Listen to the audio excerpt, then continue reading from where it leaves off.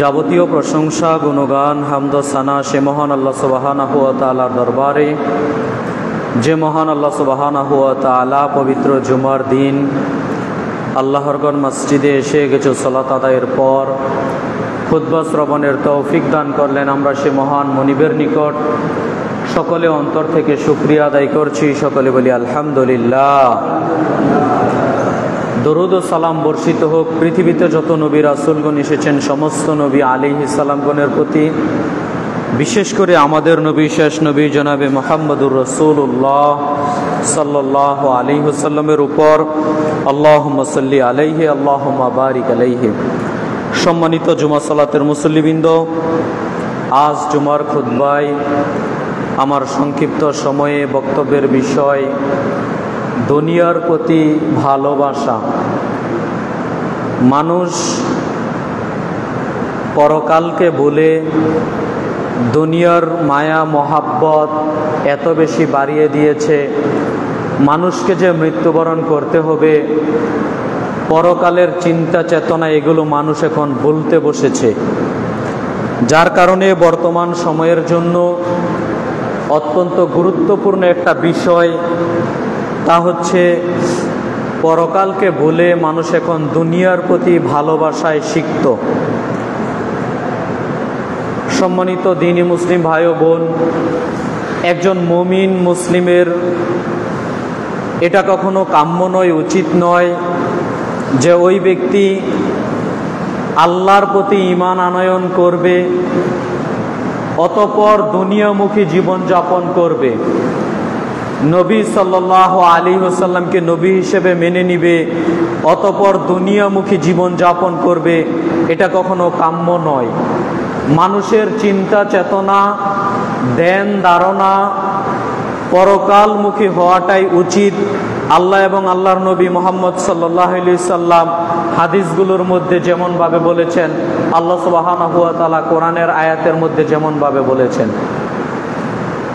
বর্তমান সমাজের দিকে আপনি যদি লক্ষ্য করেন, তাকান, তাহলে অত্যন্ত দুঃখজনক হলেও সত্য আপনি দেখতে পাবেন যে শতকরা 98% মানুষই দেখবেন দুনিয়ামুখী জীবনযাপন নিয়ে ব্যস্ত। হয়তো শতকরা 2%ও বর্তমান সময়ে আপনি খুঁজে পাবেন কিনা পাওয়াটা মুশকিল হয়ে যাবে। এটা আমি আমার চিন্তা ভাবনা ধ্যান ধারণা থেকে বলছি যে শতকরা 2% মানুষে এরকম পাওয়া মুশকিল হয়ে যাবে যাদের চিন্তা ভাবনা সবসময় পরকালমুখী, সবসময় পরকালকে প্রাধান্য দিয়ে চলে, সবসময় মরণের কথা স্মরণ করে, সবসময় পরকালকে টার্গেট রেখে দুনিয়াতে চলাচলের চেষ্টা করে। এইরকম মানুষের সংখ্যা আপনি হাতে গোনা কয়েকজন পেতে পারেন। কিন্তু এমনটা কি হওয়া উচিত ছিল ভাই? না, কশ্চিনকালেও এমনটা হওয়া উচিত ছিল না। আপনার আমার চিন্তা ভাবনা ধ্যান ধারণা হওয়া উচিত ছিল পরকালমুখী। যেমনটি মূলত আপনি আমি পরকালমুখী চিন্তা ভাবনা করতে পারি না।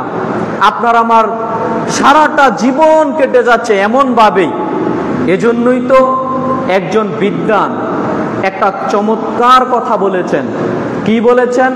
তিনি বলেছেন, পৃথিবীতে বর্তমানে যত মানুষ আছে সমস্ত মানুষ বিক্রি হয়ে গেছে। কথাটা বুঝেন। তিনি বলেছেন পৃথিবীতে যত মানুষ আছে সমস্ত মানুষ বিক্রি হয়ে গেছে। তো কিভাবে বিক্রি হয়েছে? কেউ দুনিয়ার নিকটে বিক্রি হয়েছে, কেউ পরকালের নিকটে বিক্রি হয়েছে। কথা বুঝাতে পারলাম? কিছু সংখ্যক মানুষের ধ্যান ধারণা চিন্তা ভাবনা দেখবেন শুধু দুনিয়াতে কিভাবে উন্নতি করা যায়, দুনিয়াতে কাকে মেরে এটা অর্জন করা যায়, কার সম্পদ ভক্ষণ করে এটা করা যায়, সব ধ্যান ধারণা চিন্তা ভাবনা এটাই ভাই। আর অল্প কিছু সংখ্যক মানুষ এরকম আছে আল্লাহর জমিনে দুনিয়াতে যাদের চিন্তা ভাবনা ধ্যান ধারণা পরকালমুখী, তারা পরকালের নিকট বিক্রি হয়ে গেছে। অতএব প্রিয় ভাইয়েরা আমার, আপনি যদি মনে করেন যে আপনি দুনিয়ার নিকট বিক্রি হয়ে গেছেন, দুনিয়াকে প্রাধান্য দিয়ে চলছেন, তাহলে আপনার থাকার জায়গা কিন্তু জাহান্নাম। আর যদি মনে করেন না, আমার টার্গেট, আমার চিন্তা ভাবনা সব সময় পরকালমুখী করার চেষ্টা করি, তাহলে নিঃসন্দেহে আপনাকে আমি বলতে পারি ইনশাআল্লাহ আপনি জান্নাতি মানুষদের অন্তর্ভুক্ত হতে পারবেন। কোরআন হাদিসের তদন্তে আপনার সামনে আমি এতটুকু বলতে পারি। আর যদি দুনিয়াকেই সবসময় প্রাধান্য দিয়ে চলেন, সালাতের ওয়াক্ত চলে যাচ্ছে, কে সালাতকে দাম দিতে যায়, কে সালাতকে প্রাধান্য দিতে চায়? সবাই কাজে ব্যস্ত। সালাত আদায় করতে হবে, মসজিদে আসতে হবে। জুমার দিন পরিস্থিতি এরকম থাকবে কেন? প্রায় মসজিদের বা একই অবস্থা। কিছু মসজিদ ভিন্ন থাকতে পারে, কিছু মানুষের চিন্তা ভাবনা ভিন্ন থাকতে পারে, কিন্তু সারা পৃথিবীতে, সারা বাংলাদেশে আমি যতটুকু ঘুরে দেখতে পেলাম, সব মানুষের এরকমই। খুতবা যখন শুরু করি, এক কাতার, দুই কাতার, এর বেশি ভাই হয় না। কেন? চিন্তা ভাবনা মানুষের এরকম। মানুষকে তো পরকালমুখী চিন্তা ভাবনা, ধ্যান ধারণা নিয়ে বাঁচতে হবে। মানুষ যদি দুনিয়াকে প্রাধান্য দেয়, তার থাকার জায়গা জাহান্নাম। আপনি খোলেন পবিত্র কোরআনুল কারীমের 2 নম্বর সূরা, সূরা বাকারার 86 নম্বর আয়াতে আল্লাহ সুবহানাহু ওয়া তাআলা বলছেন, উলাইকাল্লাযিনা ইশতারাউল হায়াতাদ দুনিয়া বিল আখিরা ফালা ইউখাফফাফু আনহুমুল আযাব ওয়ালা হুম ইয়ানসারুন। আল্লাহ সুবহানাহু ওয়া তাআলা বলছেন, যারা পরকালের বিনিময়ে দুনিয়ার জীবনকে কিনে নিল, যারা পরকালের বিনিময়ে দুনিয়ার এই ছোট্ট জীবনকে ক্রয় করে নিল, তাদের শাস্তি দ্বিগুণ শতগুণ করা হবে। পরের বাক্যে আল্লাহ সুবহানাহু ওয়া তাআলা বলছেন, ওয়ালা হুম ইয়ানসারুন, তাদের সাহায্যকারীও কেউ থাকবেন। নিনেবার আল্লাহ সুবহানাহু ওয়া তাআলা সূরাতুল বাকারার 86 নম্বর আয়াতে এই কোরআন মাজিদে আল্লাহ তাআলা বলছেন, যারা দুনিয়াকে প্রাধান্য দিয়ে চলবে, যারা সব সময় দুনিয়াকে প্রায়োরিটি দিয়ে চলবে, তাদের আযাব, তাদের শাস্তি অন্য অন্য যারা জাহান্নামে যাবে তাদের থেকে দ্বিগুণ বহুগুণ করে দিবেন। আল্লাহ তাআলা পরে আবার বাক্য শুনিয়ে দিয়ে বলছেন, ওয়ালাহুম ইয়ানসুরুন, তাদের সাহায্যকারীও কিয়ামতের মাঠে কেউ থাকবে না। আজকে দুনিয়াতে বিপদে পড়েন, কেউ না কেউ সাহায্যকারী হয়ে যায় ভাই। আপনার ভাই সাহায্য না করলে চাচাতো ভাই সাহায্য করে, চাচাতো ভাই সাহায্য না করলে গ্রামের কেউ সাহায্য করে। দুনিয়াতে সাহায্য পাওয়া যায়, বিপদে পড়লে এরপরেও বুঝতে পারবেন বিপদে পড়লে সাহায্য কাকে বলে, ওইটার উপকারিতা কি, তখন আপনি বুঝতে পারবেন। আল্লাহ সুবহানাহু ওয়া তাআলা বলছেন যে কিয়ামতের মাঠে তখন আপনি সাহায্যকারী হিসেবেও কাউকে পাবেন না। আর কি করে আপনি সাহায্যকারী হিসেবে পেতে পারেন বলেন তো? আল্লাহ সুবহানাহু ওয়া তাআলা কোরআনুল কারীমে এমনি বলেছেন যে কিয়ামতের মাঠ এমন মাঠ, কিয়ামতের মাঠ এমন মাঠ, যেই মাঠের বিবরণ আল্লাহ তাআলা দিচ্ছেন যে মা বাপ পালিয়ে যাবে ছেলে সন্তান থেকে, পিতামাতা পালিয়ে যাবে ছেলে সন্তান থেকে, ছেলে সন্তানরাও পালিয়ে যাবে পিতামাতা থেকে। এমনটি আল্লাহ তাআলা কোরআন মাজিদে বলছেন। আপনাদের আমি কিভাবে এই বিবরণ বুঝাতে পারি বলেন তো? ওই কিয়ামতের ময়দানে কি কেউ সাহায্যকারী হিসেবে থাকতে পারে ভাই? অসম্ভব, অসম্ভব। কিয়ামতের মাঠে কেউ সাহায্যকারী হিসেবে থাকবে না। আর না থাকলে ওই দিন কত বিপদের সম্মুখীন আপনাকে হতে হবে, আপনি একটু চিন্তা ভাবনা করেন তো ভাই। সম্মানিত জুমা সালাতের মুসল্লিবৃন্দ, আপনাকে আমাকে অবশ্যই পরকালকে প্রাধান্য দিতে হবে, দুনিয়াকে প্রাধান্য দেওয়া যাবে না। দুনিয়াকে আপনি প্রাধান্য দিতে পারেন না। সম্মানিত দ্বীনি মুসলিম ভাই ও বোন, ছোট্ট একটা গল্প বলবো। খুতবার শুরুতে ছোট্ট একটা গল্প বলি, তাহলে পুরো আলোচনাটা সহজে আপনি বুঝতে পারবেন। একটু মনোযোগ দিয়ে শ্রবণ করার চেষ্টা করেন। এটা কোরআন হাদিস থেকে কোনো বিবরণ, এটার আবার দলিল চাইেন না, এটা শিক্ষণীয় একটা গল্প, ছোট্ট আকারে বলছি, আপনার শিক্ষা হবে। কোন একটা দেশের একটা নিয়ম, একটা সিস্টেম হলো যে কেউ ওই চাক রাজা হতে পারবে। গল্পটা বুঝেন, যে কেউ ওই চাক রাজা হতে পারবে, প্রধানমন্ত্রী হতে পারবে, রাজা হতে পারবে, যে কেউ ওই চাক। তবে শর্ত আছে।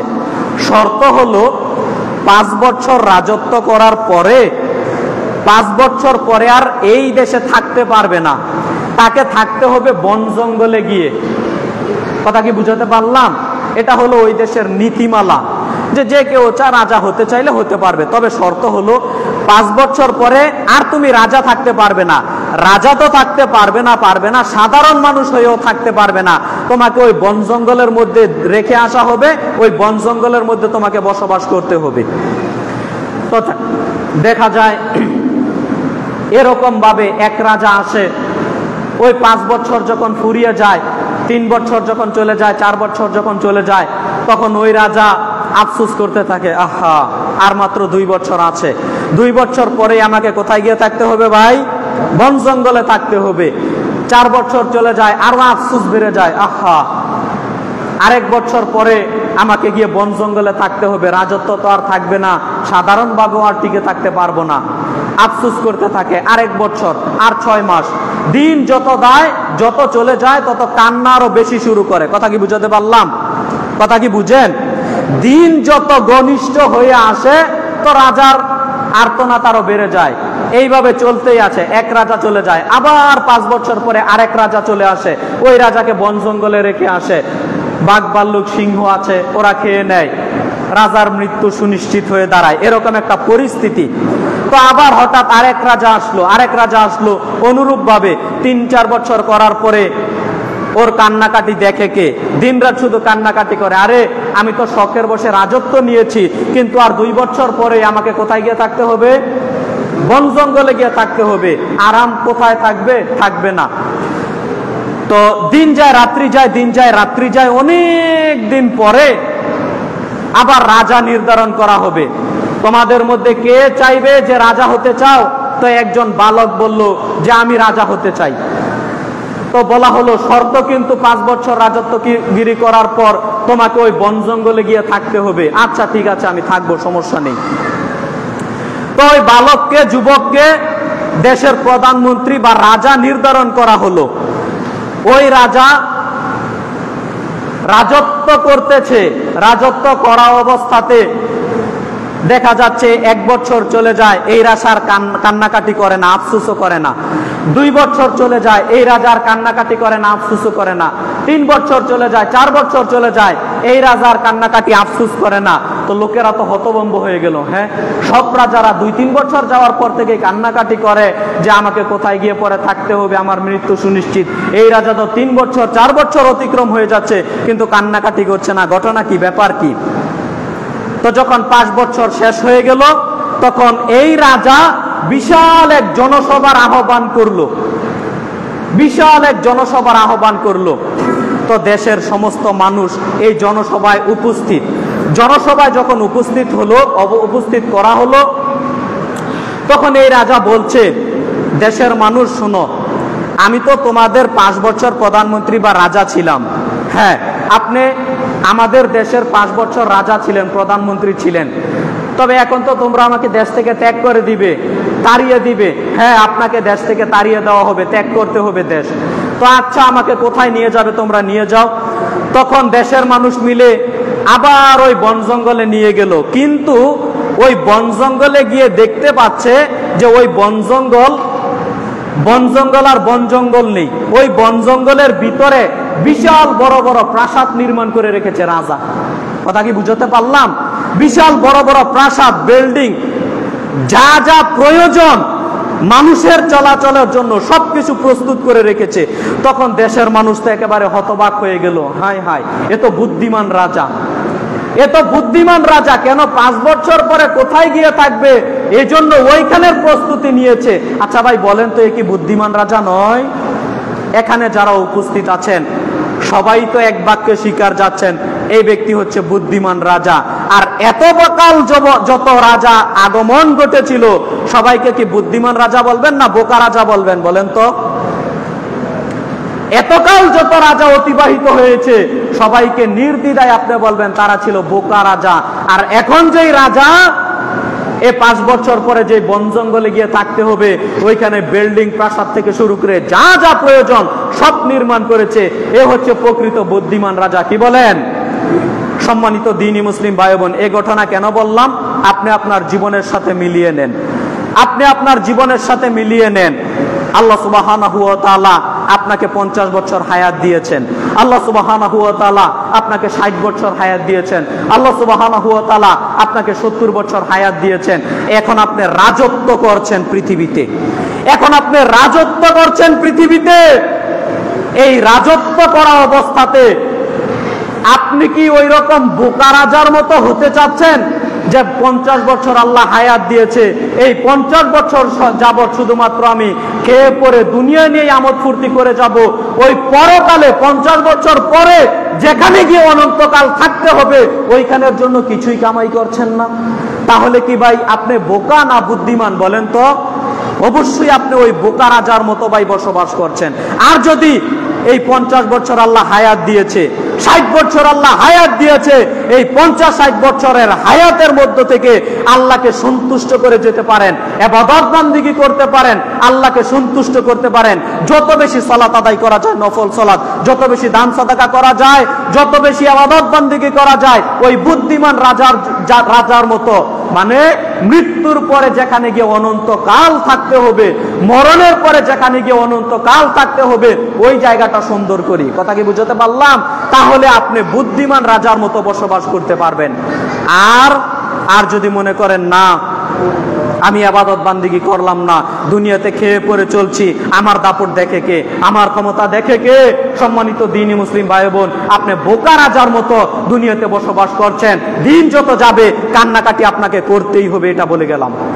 আর যদি দুনিয়াতে আছেন, হালাল হারাম বেঁচে চলেন, আল্লাহর ইবাদত বান্দিগি করার চেষ্টা করেন, 5 ওয়াক্ত সালাত আদায়ের চেষ্টা করেন, তাহলে দেখা যাচ্ছে দিন যত চলে যাবে আপনার সামনে হাসি তত বয়ে বয়ে আসবে, আনন্দ উল্লাস। কেন ভাই? আপনি যদি ভাই জান্নাতি হয়ে যান, এর চেয়ে বড় আনন্দ, এর চেয়ে বড় সুখ কি আর হতে পারে ভাই? আপনি যদি জান্নাতি হতে পারেন, এর চেয়ে বড় আনন্দ, এর চেয়ে বড় সফল মানুষ কি আর আপনি হতে পারবেন? না। আর আপনি যদি জাহান্নামী হয়ে যান কোনো ক্রমে, আপনার খারাপ কর্মের কারণে যদি আপনি জাহান্নামী হয়ে যান, তাহলে ভাই আফসুস আর আফসুস, আর্তনাদ আর আর্তনাদ, আফসুস আর আফসুস করেই বাকি জীবন চলতে হবে। সম্মানিত দ্বীনি মুসলিম ভাই বোন, অতএব আসুন আমরা সব সময় পরকালকে প্রাধান্য দেওয়ার চেষ্টা করি। পাখাটা চলে? পাখা চলে? সম্মানিত জুমা সালাতের মুসল্লিবৃন্দ, আমি আপনাদের সামনে বলতে চাচ্ছিলাম, অবশ্যই অবশ্যই পরকালকে প্রাধান্য দিয়ে চলাচলের চেষ্টা করেন, পরকালকে সব সময় প্রাধান্য দিয়ে চলাচলের চেষ্টা করেন। দুনিয়াকে কখনো আপনি এত প্রাধান্য দিয়েন না। দুনিয়াকে আপনি যখন প্রাধান্য দিবেন, তাহলে আপনার ফলাফল, রেজাল্টটা ভাই জাহান্নামে চলে যাবে। অতএব আসুন আমরা পরকালকে সব সময় প্রাধান্য দিয়ে চলার চেষ্টা করি। আল্লাহ সুবহানাহু ওয়া তাআলা আপনাদের আমাদের সবাইকে পরকালকে বেশি থেকে বেশি পরিমাণে প্রাধান্য দিয়ে চলাচলের তৌফিক দান করুক। সবাই বলি আল্লাহুম্মা আমিন।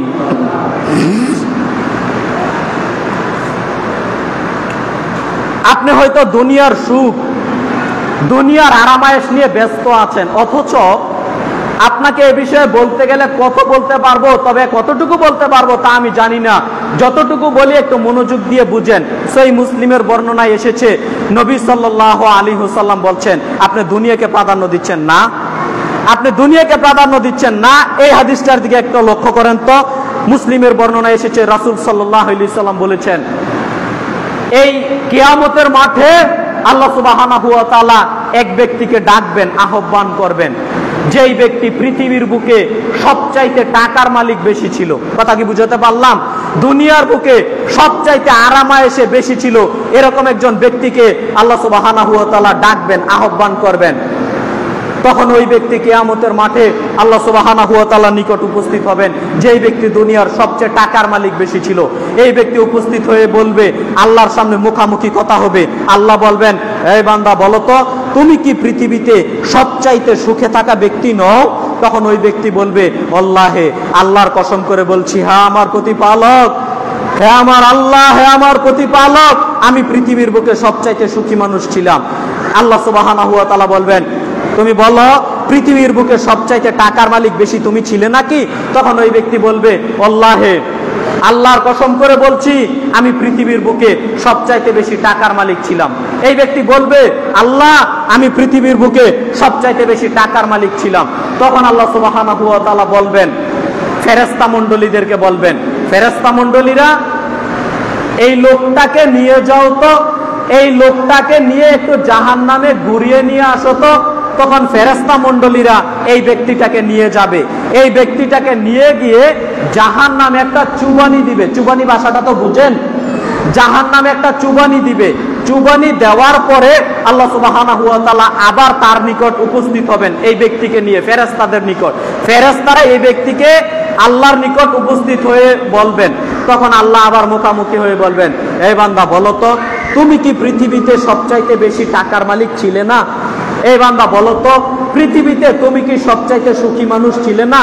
তখন ওই ব্যক্তি আবার কসম খেয়ে বলবে আল্লাহে, আল্লাহর কসম করে বলছি, আল্লাহে, আল্লাহর কসম করে বলছি, আল্লাহ তোমার সম্মানের কসম খেয়ে বলছি, তোমার ইজ্জতের কসম খেয়ে বলছি, আল্লাহ আমি ইতিপূর্বে সুখ কি জিনিস আল্লাহ আমি জীবনে দেখি নাই। নেন এবার জাহান্নামের এক চুবানি খেয়ে এসে বলবে, আল্লাহ পৃথিবীতে সুখ কি জিনিস আমি আল্লাহ জীবনে দেখি নাই। দেখেন দুনিয়ার সমস্ত সুখ শান্তি জাহান্নামের এক চুবানিতে সব নিমিষেই ভুলে যাচ্ছে। আর আপনি যখন জাহান্নামে যাবেন, অনন্তকাল জাহান্নামের আগুনে জ্বলতে হবে, পুড়তে হবে। বলেন জাহান্নামের আযাব কি করে সহ্য করবেন? জাহান্নামের আযাব সহ্য করা এটা কখনো কোনো মানুষের পক্ষে সম্ভব হতে পারে না প্রিয় ভাই। অতএব দুনিয়ার সুখ শান্তি, দুনিয়ার আরামায়েশ, এটাকে যে এত প্রাধান্য দিয়ে আছেন, এই আরামায়েশ, এই সুখ শান্তি আপনাকে পরকালে শান্তিতে রাখবে না। সম্মানিত দ্বীনি মুসলিম ভাই বোন, এজন্য দেখবেন আপনি দুনিয়াতে, এটার উদাহরণ যদি নিতে চান, আপনি দুনিয়াতে বাস্তব জীবনে পড়লে দেখতে পাবেন, দুনিয়াতে আপনি একটু বিপদে পড়বেন, দেখবেন মনে হবে দুনিয়াতে মনে হয় আমি আর জীবনে সুখ শান্তিতেই ছিলাম না, এমনটা মনে হবে ওই মুহূর্তে। কথা বুঝাতে পারলাম? আবার অনুরূপ ভাবে আপনি সারা জীবন শুধু সুখ শান্তি ভোগ করেছেন, একটু বিপদে পড়েছেন, সুখ শান্তি কি জিনিস আপনি ভুলে যাবেন। আবার অনুরূপ ভাবে আপনি সারা জীবন দুঃখে কষ্টে ছিলেন, একটু আরামে থাকবেন, সুখ শান্তিতে থাকবেন, দেখবেন মনে হবে যে আমি মনে হয় পূর্বের সুখ সব ভুলে গেছি। কথা কি বুঝাতে পারলাম? এজন্য প্রিয় ভাইয়েরা আমার, সন্তান যখন একজন মা প্রসব করে, সন্তান যখন একজন মা প্রসব করে, ওই মা বুঝে ব্যথা যন্ত্রণা কাকে বলে, ওই মা তখন উপলব্ধি করতে পারে ব্যথা যন্ত্রণা কাকে বলে। সম্মানিত দ্বীনি মুসলিম ভাই বোন, এ কারণে এখনকার বিজ্ঞানীরা আবিষ্কার করে বলছে, একজন মা সন্তান যখন প্রসব করে, ওই মুহূর্তে যতটা প্রসব বেদনা উঠে, একজন সুস্থ মানুষের বা একজন পুরুষের যদি অনুরূপ কোনো ব্যথা যন্ত্রণা উঠে, ওই পুরুষটা পৃথিবীর বুকে জীবিত থাকতে পারবে না, ওই পুরুষটা মারা যাবে সাথে সাথে। আমি আপনাকে এই কথাটা বলার পিছনে রহস্য কি? ওই মা দেখবেন যখন সন্তানটা জন্মগ্রহণ করে, প্রসব করে, সন্তানের মুখ দেখা মাত্রই দেখতে পাবেন যত ব্যথার যন্ত্রণা আছে সব নিমিষেই ভুলে যায়। সুবহানাল্লাহ। এটা আপনি উপলব্ধি করতে পারবেন না। ওই মাকে আপনি জিজ্ঞাসা করবেন, দেখবেন ওই মা নির্দ্বিধায় বলবে যে সন্তানের যখন হাসিখানা মুখখান দেখে, তখন ওই প্রসব বেদনা, সব ব্যথা যন্ত্রণা নিমিষেই ভুলে যায়। আপনাকে আমি একটা উদাহরণ দেই, বুঝতে পারবেন। আপনি কর্ম করেন, চাকরি করেন, 1 মাস যাবত আপনি চাকরি করছেন, যখন মহাজন মালিক আপনাকে বেতনটা দিবে, 30,000 টাকা বেতন পাচ্ছেন মাসে, মহাজন মালিক যখন 30,000 টাকা মাস শেষে বেতন দিবে, তখন দেখবেন 30 দিন যাবত যত মেহনত করেছেন, কষ্ট করেছেন, আপনি সহজেই ভুলে যাবেন সবকিছু। কথা বুঝাতে পারলাম? আপনি যখন ভাই জান্নাতে যাবেন, এই যে দুনিয়াতে কষ্ট ক্লেশ করছেন না, ইবাদত বান্দিগি করছেন, কত কষ্ট ক্লেশ করছেন, নিমিষের মধ্যে আপনি সব কষ্ট ক্লেশ ভুলে যাবেন জান্নাতে একবার প্রবেশ করতে পারলেই ভাই। অতএব প্রিয় ভাইয়েরা আমার, আসুন আমরা জান্নাতটাকে টার্গেটে রেখে পরকালমুখী জীবন যাপনের চেষ্টা করি। আল্লাহ সুবহানাহু ওয়া তাআলা আপনাদের আমাদের সবাইকে সেই তৌফিক দান করুক। সবাই বলি আল্লাহুম্মা আমিন। সম্মানিত দ্বীনি মুসলিম ভাই বোন, আমি আপনাদের সামনে যে কথা বলতে চাচ্ছিলাম, আপনার আমার উচিত, আপনার আমার কর্তব্য সব সময় পরকালকে প্রাধান্য দিয়ে চলা। আপনি যদি দুনিয়াকে প্রাধান্য দিয়ে চলেন, তাহলে পরকাল ধ্বংস হয়ে যাবে। অতএব প্রিয় ভাইয়েরা আমার, আসুন আমরা সব সময় পরকালকে প্রাধান্য দিয়ে চলাচলের চেষ্টা করি। দুনিয়া ভাই চলে যাওয়া বস্তু, দুনিয়া চলে যাবে। নবী সাল্লাল্লাহু আলাইহি ওয়াসাল্লাম জানেন কি বলেছেন? তিনি বলেছেন, ইবনে উমর রাদিয়াল্লাহু তাআলা আনহুর কাঁধে হাত রেখে বলছেন, শোনো ইবনে উমর, কুন ফিদ দুনিয়া কান্নাকা গরিব আও আবিরু সাবিল ওয়াউদ্দা নাফসাকা ফি আহলিল কবর। শোনো, দুনিয়া চলে যাওয়া বস্তু, দুনিয়া চলে যাচ্ছে। দুনিয়াতে তুমি চলো এমন ভাবে, কুন ফিদ দুনিয়া কান্নাকা গরিব আও আবিরু সাবিল ওয়াউদ্দা নাফসাকা ফি আহলিল কবর, দুনিয়াতে থাকো এমন ভাবে নিজেকে একজন পথিক মুসাফির মনে করো। কেউ চিনে না আমি একাকী ভাবে আছি, কেউ বুঝে না আমাকে আমি একাকী ভাবে আছি। কুন ফিদ দুনিয়া কান্নাকা গরিব আও আবিরু সাবিল ওউদা নাফসাকা ফি আহলিল কবর। তুমি দুনিয়াতে চলো এমন ভাবে নিজেকে একজন মুসাফির মনে করো, নিজেকে একজন পথিক মনে করো। নবী সাল্লাল্লাহু আলাইহি সাল্লাম বলছেন দুনিয়াতে থাকো এমন ভাবে নিজেকে একজন কবরের বাসিন্দা মনে করো, নিজেকে একজন কবরের বাসিন্দা মনে করো। ওউদা নাফসাকা ফি আহলিল কবর। দুনিয়াতে বেঁচে থেকে নিজেকে একজন কবরের বাসিন্দা মনে করো। দুনিয়াতে বেঁচে আছো এই কথা ঠিক, কিন্তু মনে করো যে আমি অচিরেই কবরের বাসিন্দা হয়ে যাব। দুনিয়াকে এত প্রাধান্য দিও না। আল্লাহর নবী মুহাম্মদ সাল্লাল্লাহু আলাইহি সাল্লাম তাই তো তিনি এইভাবে বলেছেন, পৃথিবীর মানুষ শুনে রাখো, তোমরা দুনিয়ার সন্তান হয়ো না, তোমরা পরকালের সন্তান হও। তোমরা দুনিয়ার সন্তান হয়ো না, তোমরা পরকালের সন্তান হও। তোমরা দুনিয়ার সন্তান হয়ো না, তোমরা পরকালের সন্তান হও। তাই তো রাসূল সাল্লাল্লাহু আলাইহি সাল্লাম বলেছেন আর দুনিয়া মুদবিরাতুন ওয়াল আখিরাতু মুকবিলা। পৃথিবীর মানুষ শোনো, দুনিয়া সামনে আসা বস্তু, দুনিয়া সামনে আসা বস্তু, তোমরা দুনিয়ার সন্তান হয়ো না। পৃথিবী চলে যাওয়া বস্তু, তোমরা দুনিয়ার সন্তান হয়ো না, তোমরা পরকালের সন্তান হও। কুন ফিদ দুনিয়া কান্নাকা গরিব আও আবিরু সাবিল ওউদা নাফসাকা ফি আহলিল কবর। রাসূল সাল্লাল্লাহু আলাইহি সাল্লাম এমন বাক্যগুলো সহিহুল বুখারীতে হাদিসগুলো এসেছে, রাসূল সাল্লাল্লাহু আলাইহি সাল্লাম এমন বাক্যগুলো বলতেন যে দুনিয়াতে এত প্রাধান্য দিও না, দুনিয়া চলে যাওয়া বস্তু, দুনিয়া চলে যাচ্ছে। আর দুনিয়া মুদবিরাতুন ওয়াল আখিরাতু মুকবিলা। দুনিয়া চলে যাওয়া বস্তু, দুনিয়ার পিঠ দেখা যাচ্ছে। ওয়াল আখিরাতু মুকবিলাতান, আর আখিরাত সামনে আসা বস্তু, আখিরাতের মুখ দেখা যাচ্ছে। আপনার আমার কাছ থেকে যদি ভাই কোনো মানুষ চলে যায় তার কি দেখা যাবে বলেন তো? পিঠ দেখা যাবে না। তাই তো রাসূল সাল্লাল্লাহু আলাইহি সাল্লাম বলছেন দুনিয়া চলে যাওয়া বস্তু, দুনিয়ার পিঠ দেখা যাচ্ছে। ওয়াল আখিরাতু মুকবিলাতান, আর আখিরাত সামনে আসা বস্তু, আখিরাতের মুখ দেখা যাচ্ছে। আপনার আমার কাছে যদি কোনো মানুষ আগমন করে আসে তাহলে তার মুখ দেখা যায় না। রাসূল সাল্লাল্লাহু আলাইহি সাল্লাম বলছেন তোমরা দুনিয়ার সন্তান হয়ো না, পরকালের সন্তান হও। সম্মানিত দ্বীনি মুসলিম ভাই বোন, আপনার আমার চিরাচরিত নীতি, আপনার আমার দুনিয়াদারি দেখে হচ্ছে আপনি আমি দুনিয়াকে প্রাধান্য দিয়ে চলছি, পরকালকে মনে হয় প্রাধান্য দিচ্ছি না। সম্মানিত দ্বীনি মুসলিম ভাই বোন, এটা আপনার আমার কর্তব্য, ঈমানি দায়িত্ব, দুনিয়াকে না বরং পরকালকে প্রাধান্য দিয়ে সব সময় চলা, সব সময় চলা। আপনি তো দুনিয়াকে প্রাধান্য দিয়ে আছেন, পরকালকে প্রাধান্য দিচ্ছেন না, অথচ দুনিয়ার কি মূল্য রয়েছে আল্লাহর নিকট। দু একটা হাদিস আপনার সামনে আমি একটু বলার চেষ্টা করি। সাহাল ইবনে সাদ রাদিয়াল্লাহু তাআলা আনহু বলেন রাসূল সাল্লাল্লাহু আলাইহি ওয়াসাল্লাম তিনি বলেছেন লাউ কানাতিদ দুনিয়া তাদিলু ইনদাল্লাহি জানাহা বাউযাতিন মা সাকা কাফিরাম মিনহা শারবাতিন মা। রাসূল সাল্লাল্লাহু আলাইহি ওয়াসাল্লাম সহিহ মুসলিমের বর্ণনায় বলছেন, তিরমিজির বর্ণনায় বলছেন, মিশকাতুল মাসাবিহের মধ্যে হাদিসটি পেয়ে যাবেন। সাহাল ইবনে সাদ রাদিয়াল্লাহু তাআলা আনহু বলেন রাসূল সাল্লাল্লাহু আলাইহি ওয়াসাল্লাম বলেছেন লাউ কানাতিদ দুনিয়া তাদিলু ইনদাল্লাহি জানাহা বাউযাতিন মা সাকা কাফিরাম মিনহা শারবাতিন মা। নবী সাল্লাল্লাহু আলাইহি সাল্লাম বলছেন শোনো পৃথিবীর মানুষ, এই আল্লাহর নিকট যদি এই গোটা পৃথিবীর মূল্য থাকতো একটা মশার দানা সম পরিমাণ, আল্লাহর নিকট যদি এই গোটা পৃথিবীর মূল্য থাকতো একটা মশা মাছির দানা সম পরিমাণ, তাহলে গোটা পৃথিবীর মানুষকে আল্লাহ সুবহানাহু ওয়া তাআলা কোন কাফেরকে, কোন মুশরিককে, কোন মুনাফিককে এক ঢোক পানি পান করাতে দিতেন না আল্লাহ। আপনাকে আমি হাদিস কি দিয়ে বুঝাতে পারি?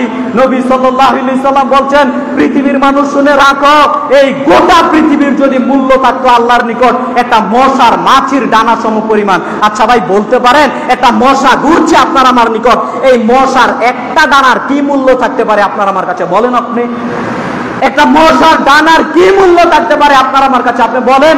ওইখানে নবী সাল্লাল্লাহু আলাইহি সাল্লাম বলছেন একটা মশার দানা সম পরিমাণও যদি এই গোটা পৃথিবীর, আপনাকে আমি বুঝাতে পারছি না যে হাদিস, এই গোটা পৃথিবীর যদি মূল্য থাকতো একটা মশার দানা সম পরিমাণ, কথার ওজন বুঝেন? একটা মশার দানা সম পরিমাণ যদি মূল্য থাকতো এই গোটা পৃথিবীর আল্লাহর নিকট, তাহলে আল্লাহ সুবহানাহু ওয়া তাআলা কোন কাফেরকে, কোন মুশরিককে, কোন মুনাফিককে এক ঢোক পানি পান করাতে দিতেন না এই দুনিয়াতে। ও সালাত আদায় করে না, কেন আমি আল্লাহ তাকে পানি পান করাবো বলো? ও কাফের, ও মুনাফিক, ও মুশরিক, কেন আমি তাকে পানি পান করাতে দিব বলো? এক ঢোক পানি পান করাতে আল্লাহ সুবহানাহু ওয়া তাআলা কাউকে দিতেন না। কোন মুনাফিক সাহসী পেত না আল্লাহর দুনিয়াতে থাকতে। আরে ভাই, আল্লাহর দেওয়া শ্বাস নিঃশ্বাস ত্যাগ করি, আল্লাহর দেওয়া অক্সিজেন গ্রহণ করি, আল্লাহর দেওয়া দুনিয়াতে বসবাস করি, অথচ এই দুনিয়াতে বেঁচে থেকে আল্লাহর দেওয়া শ্বাস নিঃশ্বাস ভক্ষণ করে দুনিয়াতে চলে, গর্ব করে চলে, এক ওয়াক্ত সালাত আদায় করি না। কেমন মুনাফিক মার্কা মুসলমান বলেন আপনি? কেন সালাত আদায় করি না? জবাব দিতে পারবেন আপনি কিয়ামতের মাঠে আল্লাহকে? আল্লাহকে কি জবাব দিবেন আপনি বলেন? আপনি এক ওয়াক্ত আপনি সালাত আদায় করেন না, ড্যাং ড্যাং করে শুধু জুমার দিন চলে আসেন, আর সারা সপ্তাহ খবর থাকে না। কি হিসাব দিবেন আল্লাহর নিকট আপনি বলেন? কি জবাব দিবেন আল্লাহর নিকট এটা আপনি বলেন? এই জবাব আমাকে দিতে হবে না ভাই। সম্মানিত দ্বীনি মুসলিম ভাই বোন, আমি হাদিস অনুবাদ করে আপনাকে বলে গেলাম, একটা মশার দানা সমপরিমাণ যদি এই মূল্য থাকতো আল্লাহর নিকট, তাহলে কোন কাফের, কোন মুনাফিক, কোন মুশরিককে এক ডুব পানি পান করাতে আল্লাহ দিতেন না। এজন্য দুনিয়াতে দেখবেন কাফের, বেঈমান, মুশরিক, মুনাফিক তারা আরো বেশি আরামায়েশে দুনিয়াতে বসবাস করে না ভাই? তাদেরকে আল্লাহ আরো বেশি অর্থ সম্পদ দিয়ে মালিক বানিয়ে রেখেছেন। পৃথিবীর বুকে আপনি 10টা ধনী মানুষ খুঁজেন, পৃথিবীর বুকে আপনি 10টা ধনী মানুষ খোঁজেন, দেখবেন 10টার মধ্যে 9টাই হবে কাফের, বেঈমান, মুশরিক। কথা বুঝাতে পারলাম? কেন? আল্লাহর নিকটে এই দুনিয়ার দাম নেই, এজন্য মুনাফিক, মুশরিক, কাফের দুনিয়া দিয়ে রেখেছেন। নে খা, দুনিয়াতে খা। আর ওই চরিত্রে ঢুকে গেছি আমরা মুসলিমরা, ওই চরিত্রের মধ্যে ঢুকে গেছি আমরা মুসলিমরা ভাই। সম্মানিত দ্বীনি মুসলিম ভাই বোন, একটু হিসাব করার চেষ্টা করবেন, একটু চিন্তা ভাবনা করার চেষ্টা করবেন, আপনি কাকে প্রাধান্য দিচ্ছেন, দুনিয়া না পরকাল? অবশ্যই মুমিনের চূড়ান্ত ঠিকানা হচ্ছে পরকাল, দুনিয়া চূড়ান্ত ঠিকানা থাকতে পারে না। আরেকটা হাদিসের সারসংক্ষেপ বলি। নবী সাল্লাল্লাহু আলাইহি সাল্লাম, সহিহ মুসলিমে পেয়ে যাবেন, মিশকাতুল মাসাবিয়ার মধ্যে পেয়ে যাবেন, নবী সাল্লাল্লাহু আলাইহি সাল্লাম আলিয়া নামক অঞ্চল থেকে মদিনার দিকে রওনা দিচ্ছেন। যখন মদিনার দিকে রওনা দিচ্ছেন, পাশে একটা বাজার আছে, ওই বাজারের পাশে একটা কান কাটা ছোট ছাগলের বাচ্চা পাশে পড়ে আছে, কান কাটা ছোট ছাগলের বাচ্চা পাশে পড়ে আছে। তখন নবী সাল্লাল্লাহু আলাইহি সাল্লাম এই মরা কান কাটা ছোট ছাগলের বাচ্চাটাকে হাত দিয়ে ধরে বললেন, উপস্থিত সাহাবায়ে কেরামরা অনেক আছেন, হাত দিয়ে উপস্থিত লোকদেরকে বললেন, তোমরা কি কেউ এই ছোট ছাগলের বাচ্চাটা 1 দিরহাম দিয়ে কিনতে ইচ্ছুক? তখন উপস্থিত ব্যক্তিরা বলা শুরু করে দিল, আল্লাহর নবী, এই কান কাটা মরা ছোট ছাগলের বাচ্চাটা কেন 1 দিরহাম দিয়ে আমরা কিনবো? এটার তো কোনো মূল্য নেই, কেন 1 দিরহাম দিয়ে কিনবো না। তখন নবী সাল্লাল্লাহু আলাইহি সাল্লাম বলছেন, আচ্ছা বিনা পয়সায় এমনিতে তোমরা নিয়ে যাবে? তখন সাহাবায়ে কেরামরা বলল, কেন বিনা পয়সায় এমনিতে নিয়ে যাব? এটা হচ্ছে মরা, এটা হচ্ছে কান কাটা, এটা হচ্ছে ছোট ছাগলের বাচ্চা, ওই রাস্তার পাশে পড়ে আছে, এটাকে কেন 1 টাকা দিয়ে কিনবো? এমনিতেই নিব না, ফ্রি হিসেবেও নিব না। তখন নবী সাল্লাল্লাহু আলাইহি সাল্লাম আল্লাহর নামে কসম করে বলছেন, আল্লাহে, আল্লাহর কসম করে বলছি, শুনে রাখো, এই মরা কান কাটা ছোট ছাগলের বাচ্চাটা তোমাদের কাছে যত নগণ্য, এই মরা কান কাটা ছোট ছাগলের বাচ্চাটা তোমাদের কাছে যত নগণ্য, আল্লাহর নিকটে গোটা পৃথিবী তার চেয়ে অনেক অনেক অনেক বেশি নগণ্য। কথা কি বুঝাতে পারলাম? দুনিয়ার দাম, এই বুরুটিয়া গ্রাম, এই রূপগঞ্জ থানা, এই নারায়ণগঞ্জ জেলা, এই ঢাকা জেলা, এই রূপগঞ্জ থানায় মসজিদের পাশে 1% জমি আপনি কিনতে পারেন না। কত দাম, কত মূল্যায়ন! একটুকু জমি কিনতে পারেন না, কত দাম, কত মূল্যায়ন! আল্লাহ সুবহানাহু ওয়া তাআলার নিকট যদি গোটা পৃথিবীর কোনো মূল্য থাকতো, পূর্বের হাদিসে বলেছি একটা মশার দানা সমপরিমাণ কোন কাফেরকে আল্লাহ 1 ডুব পানি পান করাতে দিতেন না। অত্র হাদিস দ্বারা নবী সাল্লাল্লাহু আলাইহি সাল্লাম বুঝাতে চাচ্ছেন যে আল্লাহর নিকট তোমাদের কাছে যেরকম একটা উদাহরণ দিয়ে বলছেন, তোমাদের কাছে যেরকম মরা কান কাটা ছোট ছাগলের বাচ্চা মূল্যহীন, এইটার যেরকম কোনো মূল্য নেই, আল্লাহর নিকট এই পৃথিবীর কোনোই মূল্য নেই, তার চেয়েও কম মূল্য এই পৃথিবীর। নেবার অথচ এই পৃথিবী নিয়ে কত কামরা কামড়ি দিন রাত করছি ভাই, এই দুনিয়ার অর্থ সম্পদ নিয়ে কত কামরা কামড়ি করছি আপনি আমি ভাই। সম্মানিত দ্বীনি মুসলিম ভাই বোন, পরকালকে প্রাধান্য দিয়ে চলেন। দুনিয়াকে টার্গেট বানায়েন না, দুনিয়াকে প্রাধান্য বানায়েন না। দুনিয়াকে আপনি যখন টার্গেট প্রাধান্যের মধ্যে রেখে দিবেন, তখন আপনার দুনিয়াও শেষ হয়ে যাবে, পরকালও শেষ হয়ে যাবে, আপনি টিকতে পারবেন না ভাই। অতএব প্রিয় ভাইয়েরা আমার, আসুন আমরা পরকালমুখী জীবন যাপনের চেষ্টা করি। আপনাকে আমি দুনিয়া ও পরকালের পার্থক্য কি দিয়ে বুঝাতে পারি? মুসতার ইবনে সাদ্দাত রাদিয়াল্লাহু তাআলা আনহু বলেন, রাসূল সাল্লাল্লাহু আলাইহি সাল্লাম বলেছেন, ওয়াল্লাহি মাদ দুনিয়া ফিল আখিরা ইল্লা মিসলা মা ইয়াজালু আহাদুকুম ইয়াসবাউ ফিল ইম্মে ফালয়ানজুরু বিমা ইয়ারজি। সহিহ মুসলিমের বর্ণনা। মুসতার ইবনে সাদ্দাত রাদিয়াল্লাহু তাআলা আনহু বলেন, রাসূল সাল্লাল্লাহু আলাইহি সাল্লাম বলেছেন, ওয়াল্লাহি মাদ দুনিয়া ফিল আখিরা ইল্লা মিসলা মা ইয়াজালু আহাদুকুম ইয়াসবাউ ফিল ইম্মে ফালয়ানজুরু বিমা ইয়ারজি। তোমাদের কোন মানুষ যদি দুনিয়ার সুখ শান্তি আর পরকালের সুখ শান্তি জান্নাত, এই দুইটার সুখ শান্তি কোনো পার্থক্য করতে চায়, তোমাদের কোন মানুষ যদি দুনিয়ার সুখ শান্তি আর পরকালের সুখ শান্তি জান্নাত, এই দুইটার পার্থক্য কোন মানুষ যদি করতে চায়, তাহলে ওই ব্যক্তি যেন বিশাল এক সাগরের মধ্যে চলে যায়। সাগরের মধ্যে গিয়ে তার আঙ্গুলটা এইভাবে ঢুকাবে, আমার দিকে লক্ষ্য করেন, নবী সাল্লাল্লাহু আলাইহি সাল্লাম এইভাবে দেখিয়ে বলছেন, ওই ব্যক্তি সাগরের মধ্যে তার হাতটাকে এইভাবে ডুবাবে, ডুবিয়ে তুলে দেখবে তার আঙ্গুলে কয়েক ফোঁটা পানি উঠেছে, আঙ্গুলের কয়েক ফোঁটা পানি আর এই বিশাল সাগরের পানি, এই দুই পানির পার্থক্য যত, ইহকালের সুখ শান্তি আর পরকালের সুখ শান্তির পার্থক্য তত। সুবহানাল্লাহ। হয়তো আপনাকে আমি হাদিসের মূল মর্ম বুঝাতে পারি নাই ভাই, আপনি একটু বুঝার চেষ্টা করেন তো। নবী সাল্লাল্লাহু আলাইহি সাল্লাম বলছেন, ওয়াল্লাহি আল্লাহর কসম করে বলছি, মাদ দুনিয়া ফিল আখিরা, দুনিয়া ও পরকালের পার্থক্য হচ্ছে ইল্লা মিসলা মা ইয়াজালু আহাদুকুম ইয়াসবাউ ফিল ইম্মে ফালয়ানজুরু বিমা ইয়ারজি। তোমাদের কোন মানুষ দুনিয়ার সুখ শান্তি, দুনিয়ার সুখ শান্তি কি ভাই? দুনিয়ার সুখ শান্তি কি? 10 তলা বিল্ডিং এর মালিক আপনি। দুনিয়ার সুখ শান্তি কি? আপনার একটা BMW ভালো একটা ব্র্যান্ডের গাড়ি আছে, আপনার R15 একটা মোটরসাইকেল আছে, আইফোন আছে 16 প্রো ম্যাক্স। দুনিয়ার সুখ শান্তি কি? দুনিয়ার সুখ শান্তি আপনি লক্ষ কোটি টাকার মালিক। দুনিয়ার সুখ শান্তি কি? ভালো একটা সুন্দরী স্ত্রী, এও আছে। সব সুখ শান্তি হচ্ছে আঙ্গুলের এক ফোঁটা পানি। নবী সাল্লাল্লাহু আলাইহি সাল্লাম বলছেন, জান্নাত পরকালের তুলনায় দুনিয়ার যত সুখ শান্তি আছে তা হচ্ছে আঙ্গুলের এক ফোঁটা পানি সম পরিমাণ, আর জান্নাত পরকালের সুখ শান্তি হচ্ছে এই বিশাল সাগরের সম পরিমাণ।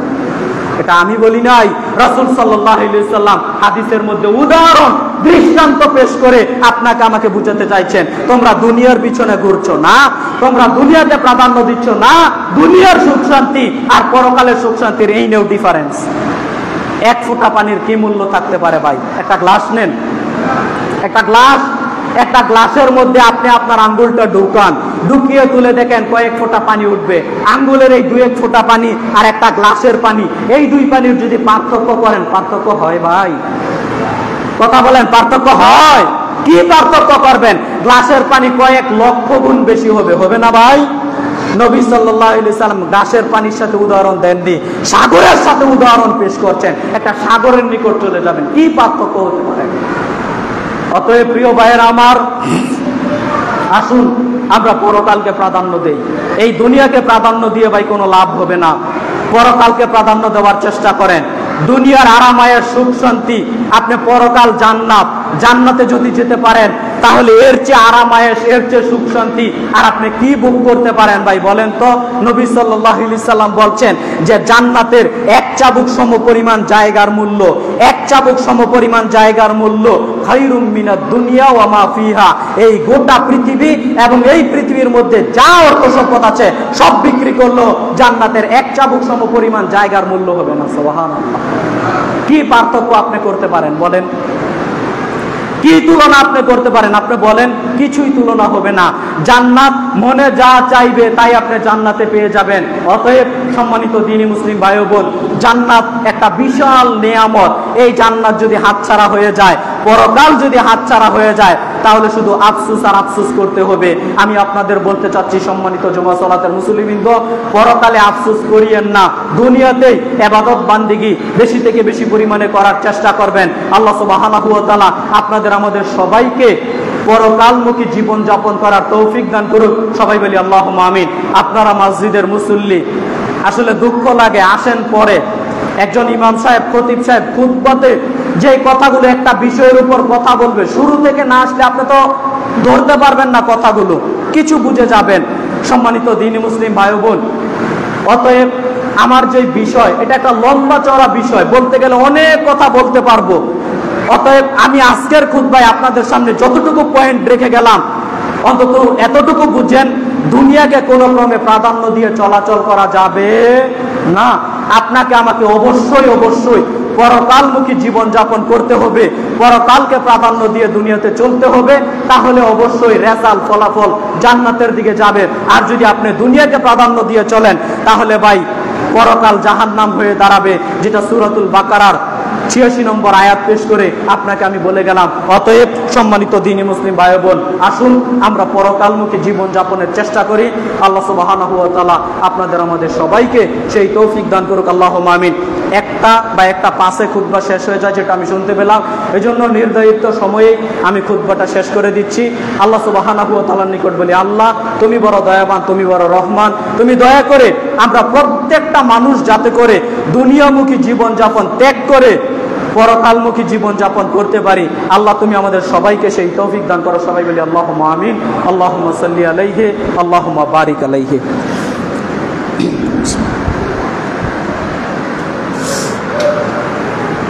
আলহামদুলিল্লাহ।